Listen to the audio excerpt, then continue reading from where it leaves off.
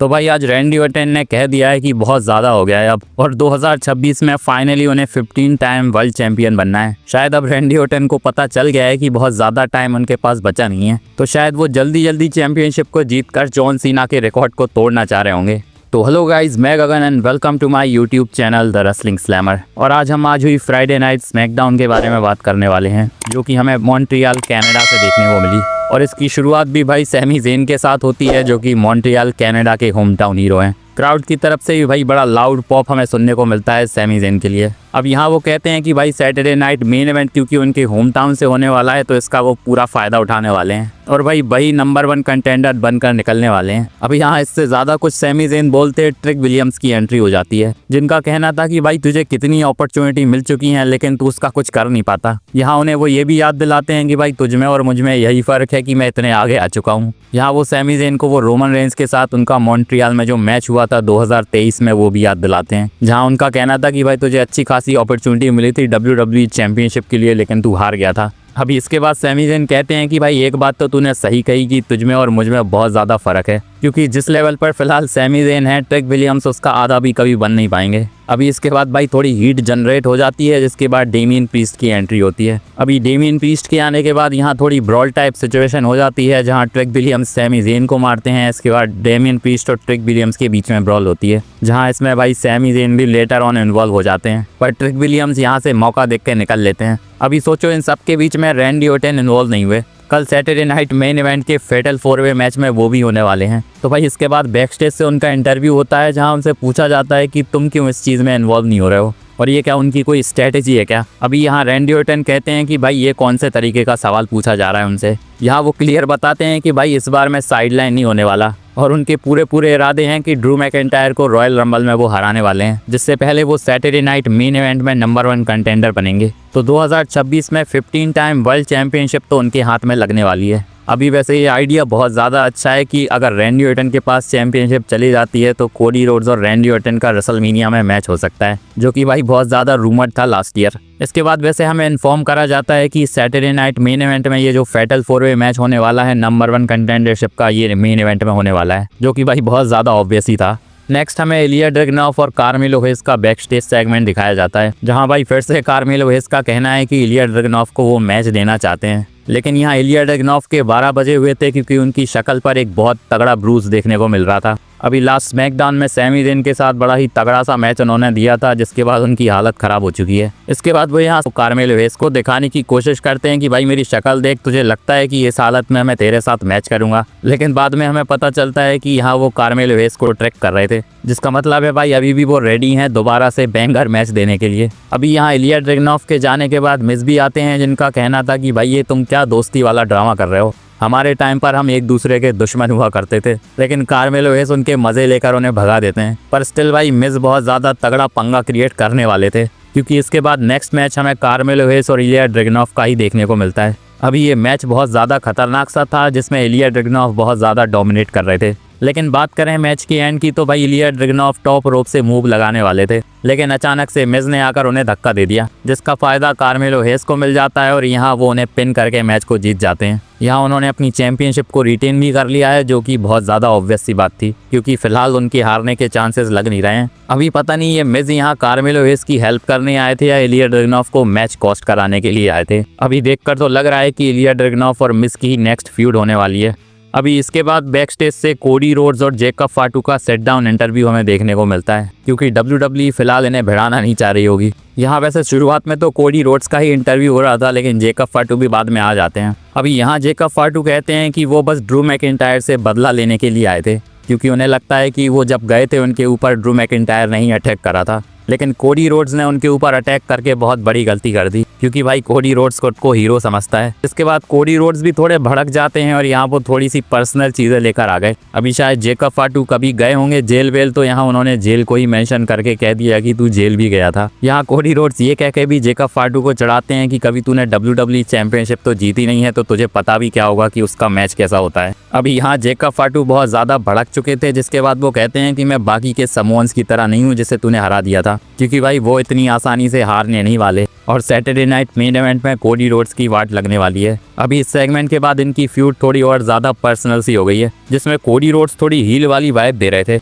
इसके बाद हमें चेल्सी ग्रीन और जॉर्डन ग्रेस बैकस्टेज से देखने को मिलती हैं, जहां चेल्सी ग्रीन ऑफर करती हैं कि जॉर्डन ग्रेस उनकी टीम में शामिल हो जाएं।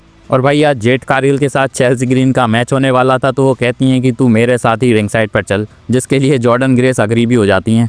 बाकी इसके बाद जेड कारगिल और चेल्सी ग्रीन का मैच होता है, जो कि बड़ा ही बकवास सा मैच था और बड़ी आसानी से यहाँ जेड कारगिल मैच को जीत जाती हैं। जिसके बाद जॉर्डन ग्रेस अनाउंस करती हैं कि वो रॉयल रंबल में होने वाली हैं, जिसे जीतकर वो जेड कारगिल को फेस करेंगी और इनका रिंग में हमें फेस ऑफ देखने को मिलता है। यहाँ वैसे बैकस्टेज से अलेक्सा ब्लिस, जेड कारगिल और जॉर्डन ग्रेस के कन्फ्रंटेशन को देख रही थी। जिसके बाद शार्लेट फ्लेयर भी यहाँ आती हैं, जिनका कहना था कि फिलहाल हमें टैग टीम चैंपियनशिप पर फोकस करना चाहिए, लेकिन अलेक्सा ब्लिस का कहना था कि भाई वो दोनों चीज़ों पर सेम टाइम पर फोकस कर सकती हैं। जिसके बाद लास्ट ईयर जो रॉयल रंबल हुई थी, वहाँ की चीज़ें याद दिलाई जाती हैं, जहाँ अलेक्सा ब्लिस ने रिटर्न करा था और शार्लेट फ्लेयर ने रॉयल रंबल को जीत लिया था। यहाँ कुछ ना कुछ थोड़ा बहुत टेंशन क्रिएट करने की कोशिश तो करी जा रही थी, लेकिन स्टिल अभी इनके बीच में सब कुछ ठीक ठाक चल रहा है। नेक्स्ट हमें इसके बाद एक प्रोमो दिखाया जाता है, जो कि रोमन रेंस का होता है और फाइनली अब रिवील हो चुका है कि रोमन रेंस रॉयल रंबल में ही रिटर्न करेंगे। अभी वैसे तो ये बहुत ऑब्वियस था कि रोमन रेंस रॉयल रंबल में ही अब आएंगे, तो यहाँ भाई शायद रोमन रेंस के नाम से रॉयल रंबल को प्रमोट करा जा रहा है। नेक्स्ट इसके बाद हमें MFT और व्हाइट सिक्स के बीच में टैग टीम चैंपियनशिप के लिए मैच देखने को मिलता है। और भाई वो लाल 10 के लिए भी ये मैच हो रहा था, क्योंकि फिलहाल वो व्हाइट सिक्स के पास नहीं है, क्योंकि सोलो सिकोआ ने उसे चुरा लिया था। तो व्हाइट सिक्स की एंट्री आज बिना लाल 10 के साथ हुई थी। वैसे सोलो सिकोआ उसी लाल 10 के साथ एंट्री करते हैं और बताते हैं कि वो भी रॉयल रंबल में होने वाले हैं। अब बात करें इस मैच की, तो हमें पता था कि MFT और व्हाइट सिक्स यहाँ हैं, तो भसड़ तो होने ही वाली है। तो भाई चारों तरफ यहाँ एक दूसरे से सब लड़ ही रहे थे।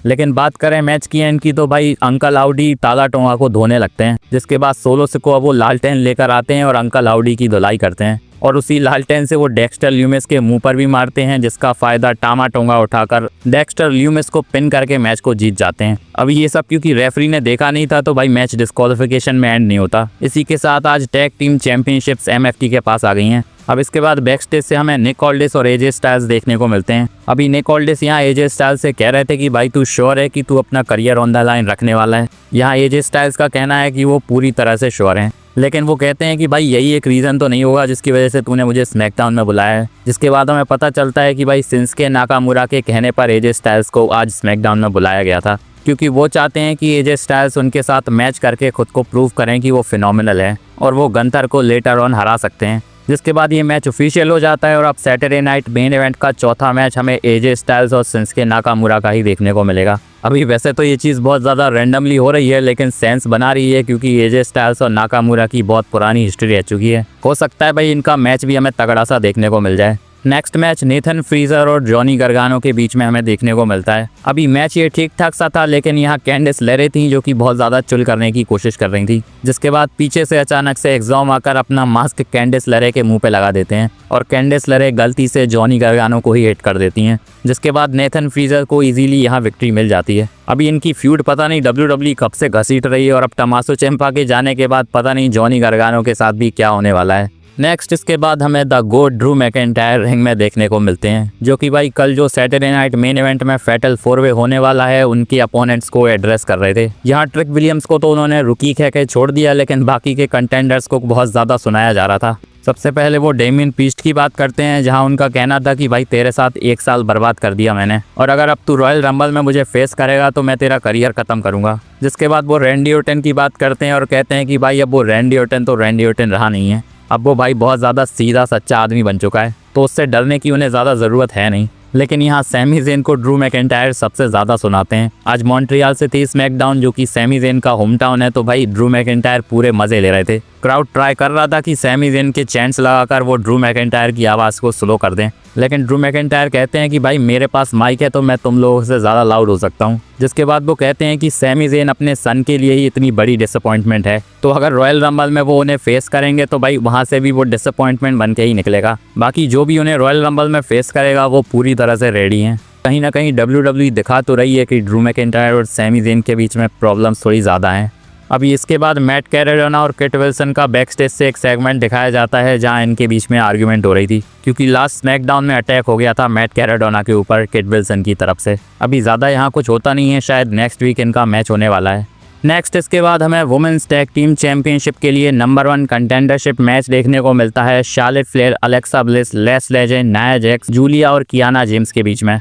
अभी मैच ही हमें ठीक ठाक सा ही देखने को मिलता है और मैच के एंड में अलेक्सा ब्लिस को पिन करके कियाना जेम्स ने विक्ट्री ले ली है। और भाई अब जूलिया और कियाना जेम्स नंबर 1 कंटेंडर बन गए हैं वुमेन्स टैग टीम चैंपियनशिप के लिए। अभी फिलहाल जूलिया के पास यूएस टाइटल है, लेकिन स्टिल उन्हें टैग टीम चैंपियनशिप के लिए भेजा जा रहा है, जो कि WWE का बहुत पुराना फंडा हो चुका है। इसके बाद हमें एक फनी सा सेगमेंट देखने को मिलता है जहां ड्रू मैकिंटायर को भाई सैमी ज़ेन बैक स्टेज बड़ा ही जोरदार थप्पड़ जड़ देते हैं। यहाँ शायद सैमी ज़ेन अपनी इंसल्ट का बदला ले रहे थे। इसके बाद एजे स्टाइल्स और कोडी रोड्स भी हमें बैक स्टेज से देखने को मिलते हैं, जहां Cody Rhodes all the best बोल रहे थे एजे स्टाइल्स को। लेकिन इसके बाद जब कोडी रोड्स अपनी बस की तरफ जाते हैं तो वहाँ ड्रू मैकिंटायर ने अपनी पिक्चर टांगी हुई थी, तो कोडी रोड्स को ट्रोल करने का ड्रू मैकिंटायर कोई मौका छोड़ते नहीं है।